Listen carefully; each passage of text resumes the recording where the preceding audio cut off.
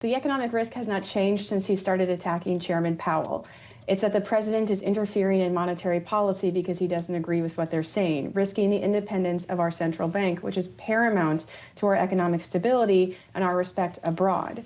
That is the risk here. This is just a new tactic of the same problem, which is attacking people who don't agree with him or do what he wants at an independent agency. The attack on Cook is pretty remarkable for a couple of reasons.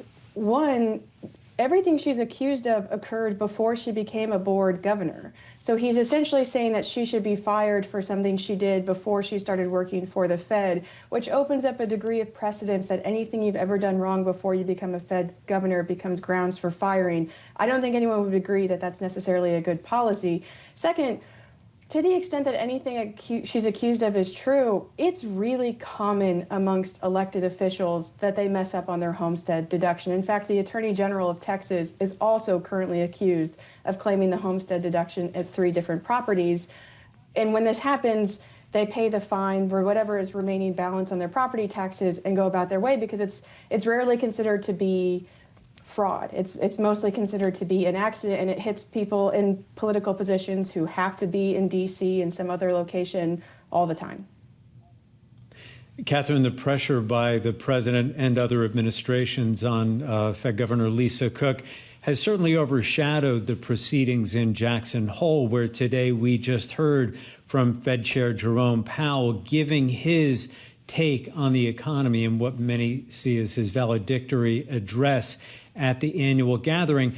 Give us your theater review of his remarks, but more specifically on whatever he might have said or what signal he might have tried to send about Fed independence.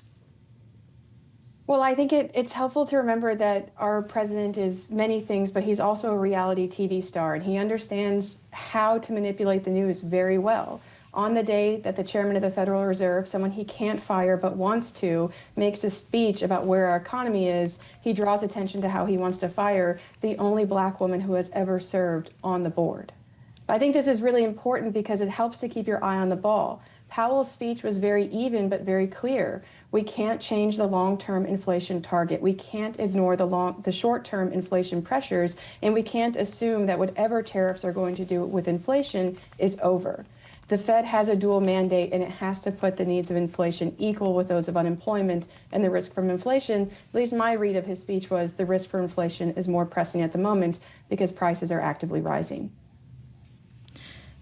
But I'm wondering what you think the White House's reaction would be to the Fed chair's comments today. And now we have traders betting on this September rate cut. Do you expect that the pressure on Cook could potentially alleviate if the White House felt it got a stronger signal from the central bank?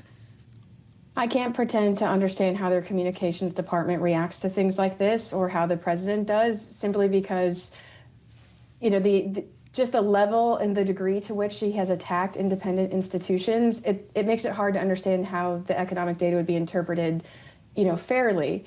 I mean, consider for a moment that Trump is his own worst enemy in this fight. The biggest motivation to lower interest rates right now would be that the economy is much more fragile than it appears, and in particular, the labor market, that the dual mandates to have stable employment and have our unemployment rate low is precarious. And if he wanted to have interest rates lowered, he should be making the case actively and loudly that the economy is not in good shape and we need interest rates to fall.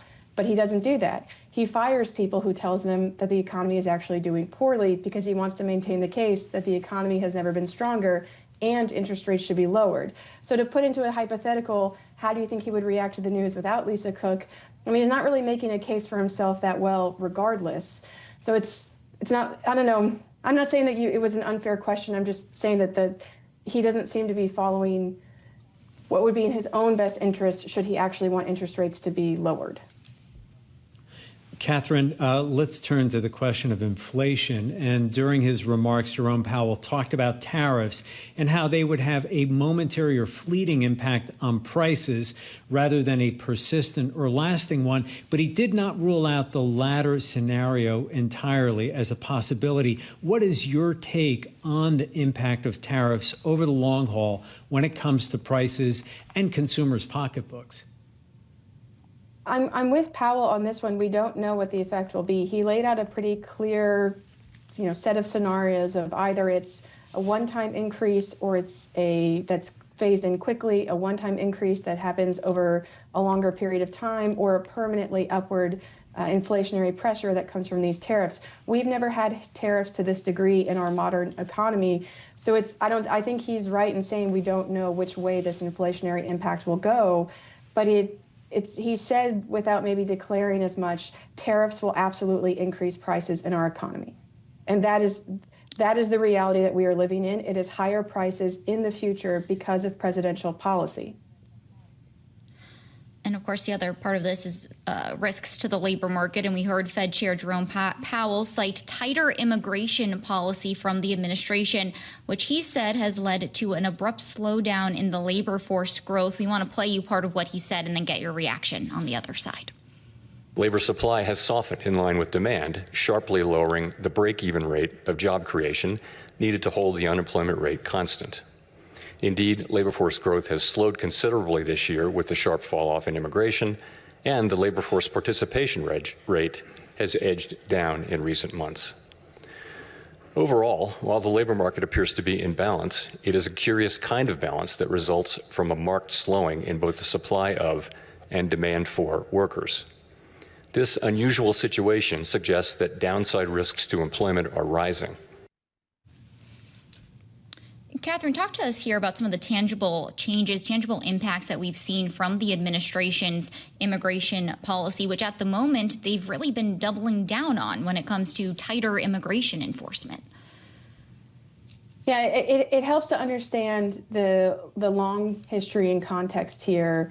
This century, the vast majority of growth of our working age population, in some years, all of the growth of our working age population has come from non-native workers.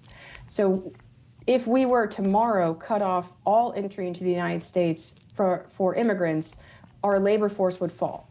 It would start falling the next day. We are very much reliant on immigrants to keep the size of our labor force growing. So what I think Powell was trying to describe was just how difficult it is to understand what is going on in the labor market when this really key source for labor market growth is both being restricted by the current policy as well as pulling back on its own of people who are afraid to get picked up and deported.